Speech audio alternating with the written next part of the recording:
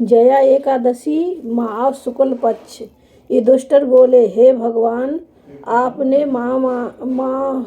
माह की कृष्ण पक्ष की पटितला एकादशी का अत्यंत सुंदर वर्णन किया है। अब कृपा कर माह के शुक्ल पक्ष की एकादशी की कथा का वर्णन कीजिए। इस एकादशी का नाम और इसके व्रत की क्या विधि है तथा इसके देवता कौन हैं?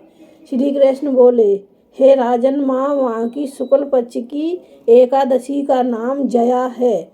इस एकादशी के व्रत से मनुष्य ब्रह्म हत्या के पाप से मुक्त हो जाता है और अंत में उनको स्वर्ग प्राप्त होता है। इस व्रत भूत प्रेत पिशाच याद की योनि से छूट जाता है। अंत इस एकादशी के व्रत को विधि पूर्वक करना चाहिए। इसलिए राजन, मैं एक पौराणिक कथा सुनाता हूँ। एक समय इंद्र नागलोक में अपनी इच्छा अनुसार अप्सराओं के साथ रमण कर रहे थे, गंधर्व गान कर रहे थे। वहाँ गंधर्वों पुष्पदंत, चित्रसेन तथा उसका पुत्र, ये 3 प्रधान थे। चित्रसेन की पत्नी का नाम मालिनी था।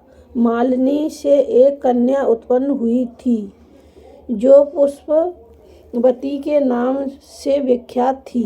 पुष्पदंत गंधर्व के एक पुत्र था जिसका नाम माल्यवान था। माल्यवान पुष्पवती के रूप को देखकर मोहित हो गया, काम बाण से चलायमान होने लगे। पुष्पवती ने रूप, सौंदर्य, हाव भाव याद द्वारा माल्यवान को वश में कर लिया। पुष्पवती के सौंदर्य को देखकर माल्यवान भी मोहित हो गया। अंत यह दोनों कामदेव के वश में हो गए, परंतु फिर भी इंद्र के बुलाने पर इन्हें नाच गाने के लिए जाना पड़ा और अप्सराओं के साथ इन्होंने गाना शुरू किया।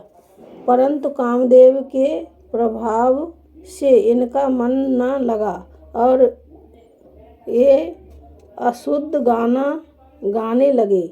इनकी भाव संगियों को देखकर इंद्र ने इनके प्रेम को समझ लिया और इसमें अपना अपमान समझ इन्हें श्राप दिया कि तुम स्त्री पुरुष के रूप में मृत्युलोक में जाकर पिशाच का रूप धारण करो और अपने कर्मों का फल भोगो।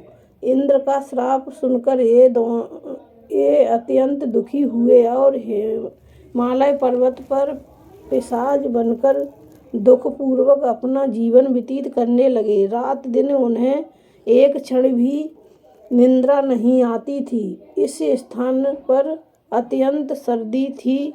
एक दिन पिशाच ने अपनी पत्नी पिशाचिनी से कहा, हमने पिछले जन्म में ऐसे कौन से पाप किए थे जिससे हमें इतनी दुखदायी यह पिशाच योनि प्राप्त हुई है। देवलोक से एक दिन माह के शुक्ल पक्ष की जया नाम की एकादशी आई। इस दिन दोनों ने ना भोजन किया, ना कोई पाप कर्म ही किया। इस दिन केवल फल फूल खाकर ही दिन व्यतीत किया और महान दुख के साथ पीपल के वृक्ष के नीचे बैठ गए।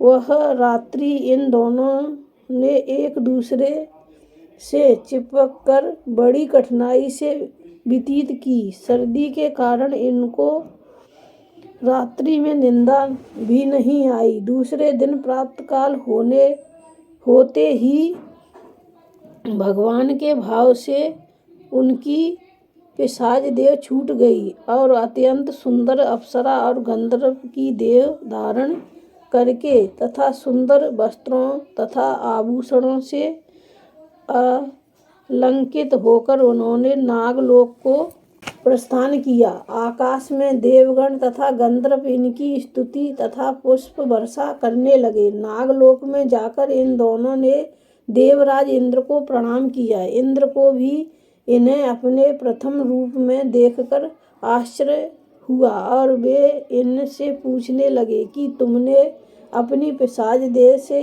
किस प्रकार छुटकारा पाया सो सब बताओ। माल्यवान बोले, हे देवेंद्र, भगवान विष्णु के तथा जया एकादशी के व्रत के प्रभाव से हम लोग पिशाच की देह को छोड़कर पवित्र हो गए हैं।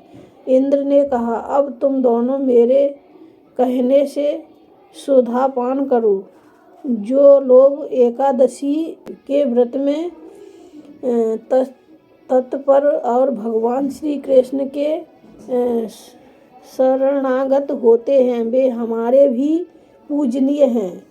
भगवान श्री कृष्ण ने कहा, युधिष्ठिर, जिस मनुष्य ने इस एकादशी का व्रत किया है उसने मानो सब यज्ञ तप याद किए हैं। जो मनुष्य भक्ति पूर्वक जया एकादशी का व्रत करते हैं वे अवश्य ही 1000 वर्ष तक स्वर्ग में निवास करते हैं। कथासार। संगीत एक साधना है, एक विद्या है जिसमें पवित्रता आवश्यक है। फिर जिस सभा में अपने से बड़े गुरुजन याद उपस्थित हों वहाँ वाणी को संयम और मर्यादा बनाए रखना चाहिए ताकि गुरुजनों का सम्मान बना रहे। गुरुजनों का अपमान करने वाला घोर नरक भोगता है। बोलो एकादशी मैया की जय। बोल विष्णु भगवान की जय।